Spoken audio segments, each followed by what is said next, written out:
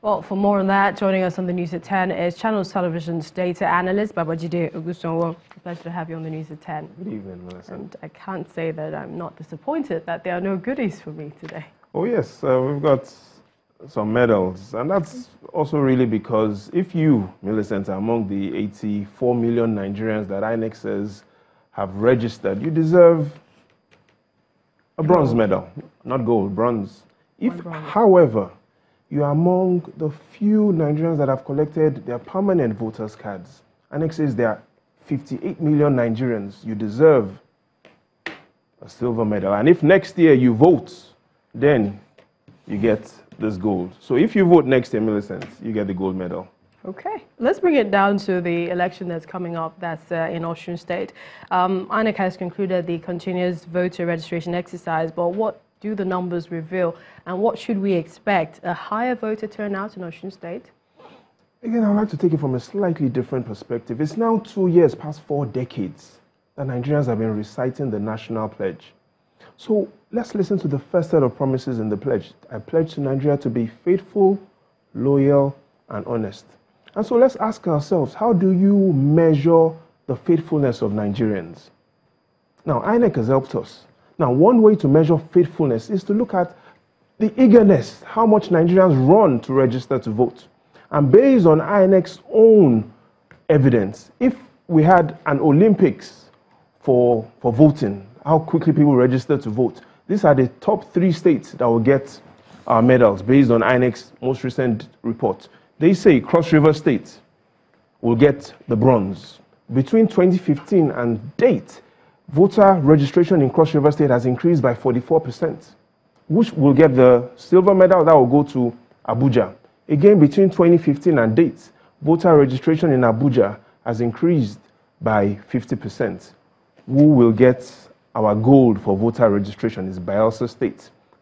Between 2015 and 2018, no other state has witnessed the sort of voter registration growth that Bayelsa has witnessed, 65%.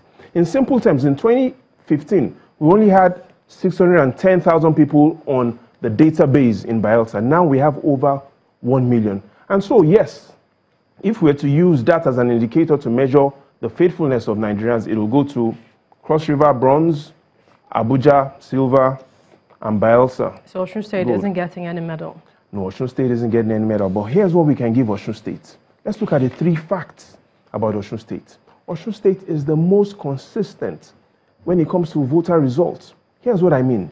Whoever wins the governorship election in Osun State, often, most times you see, will be the same party that wins the presidential. So in 1999, they had an AED governor. It was Chief Olufalaye that won the presidential again election in 1999. And the same thing goes on 2003, 2007. Even in 2011, when we had the current governor, ACN, he was governor in 2011. Who won the presidential election in Osun State in 2011? It was Mr. Nuhu Ribadu, the candidate of the ACN. Indeed, that was the only state Ribadu won in 2011. So we can clearly see, using the trend and the consistency of Osun State, that this election is going to be about how consistent and how committed will voters in Osun State be to the party. Let's look at buying, voter buying. INEC has promised to eliminate that. Do you think this is something that's feasible? Now, that's a big challenge, Millicent. But here's why I'm confident that voter buying will be tough in Osun State. And that's because, based on the most recent data from the National Bureau of Statistics, they reveal that unemployment rate in Osun State is the lowest in Nigeria.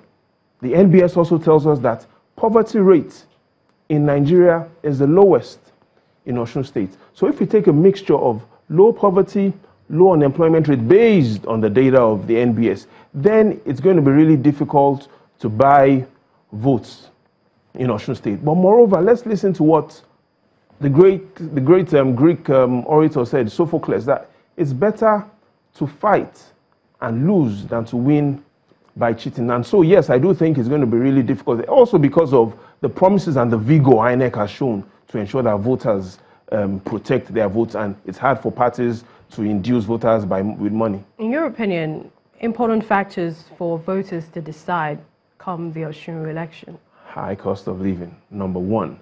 I also think, even though relative unemployment in Osun is low, we still have over 400,000 people living in Osun State that are still unemployed and underemployed. So that will be a big issue. But one of the biggest issues as well will be the rising debt in Osun State. Osun State is among the top 5 states in Nigeria that has the highest domestic debt.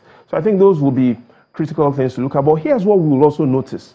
We've seen the trend between the APC and PDP. We've seen those margins reducing. Here's what I mean. Let's look at the last 3 governorship elections, Ondo, Anambra, and Ekiti State.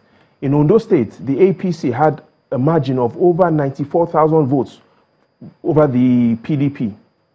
Now, if you look at the next election, which was in Anambra State, the margin of victory between the APC and the PDP had reduced to 28,000. And then you look at Ekiti State election, the margin between the APC and the PDP down to 19,000. So, yes, those that are pro the opposition will be looking at those margins to see that they are seeing a reducing margin of victory. But those that as well that are pro-government will also be looking at the records of the government when it comes to poverty and unemployment. So I think the Osun State election will be one of the most interesting ones, especially because it's the 7th governorship election we're seeing since 2015, and it's the last before next year's election. All right, we'd like to thank you so much, Babajide Ogunsanwo, for coming on the news. Again, which of these medals do you currently qualify gold. for? I'm definitely going for gold. Do you have your PVC? I do. Okay, so gold for you next year then. Many thanks.